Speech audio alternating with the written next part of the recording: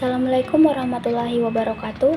Perkenalkan, nama saya Wisna Yuanita dengan NIM 20240501020037 dari program studi Perbankan Syariah kelas B. Saya berasal dari kelompok 4, akan membawakan materi yang berjudul Akad Salam.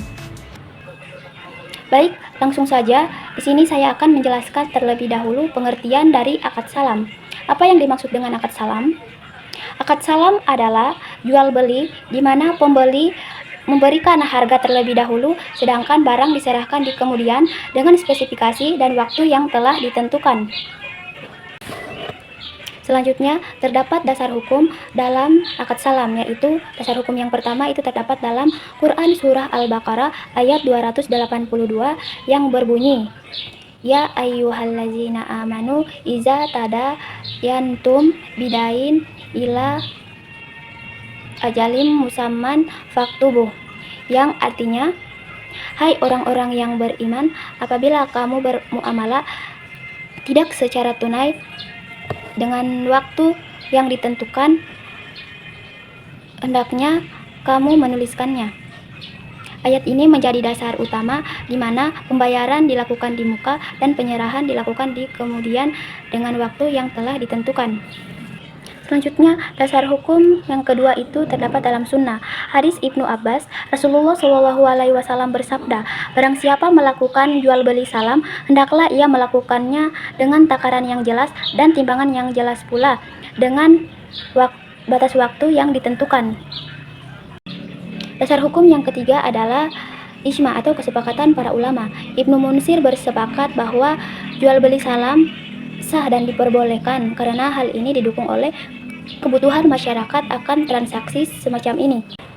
Baik, selanjutnya saya akan menjelaskan rukun dari akad salam, di mana di dalamnya terdapat orang yang berakad. Pertama, ada penjual atau al-maslam, yang dimana pihak yang berakad menerima pesanan dan akan menyerahkan barang atau jasa di waktu mendatang. Kemudian terdapat pembeli al-muslim, yaitu pihak yang memesan barang atau jasa dan membayar di muka. Kemudian terdapat objek akad, di mana terdapat barang pesanan atau al-muslam. Barang yang dipesan harus jelas ciri-cirinya, mulai dari jenis, kualitas, dan kuantitas, serta waktu penyerahan barang yang harus sudah ditentukan. Kemudian ada harga atau rasul mal. Harga yang tertera harus jelas dan terukur dan diserahkan di muka sebagai modal awal.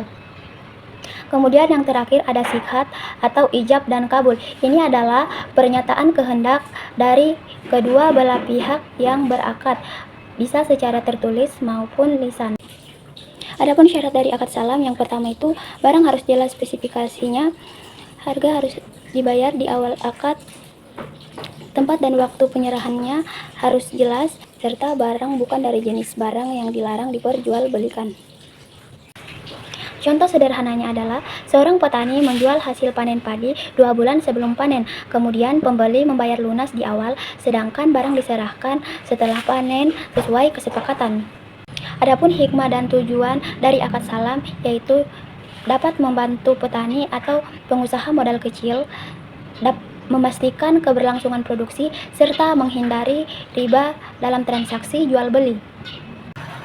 Jadi, kesimpulannya adalah akad salam adalah suatu bentuk akad jual beli di mana barang yang diperjualbelikan belum ada saat akad dilakukan, tetapi pembeli membayar harga di muka secara penuh dan penjual berkewajiban menyerahkan barang sesuai spesifikasi yang disepakati pada waktu yang telah ditentukan. Akad diperbolehkan dalam Islam sebagai bentuk keringanan dan untuk memenuhi kebutuhan para petani, pengrajin, atau produsen lainnya yang memerlukan modal kerja. Baik, itulah penjelasan yang dapat saya jelaskan. Lebih dan kurangnya mohon dimaafkan. Saya tutup dengan ucapan wabillahi taufiq wal hidayah. Wassalamualaikum warahmatullahi wabarakatuh.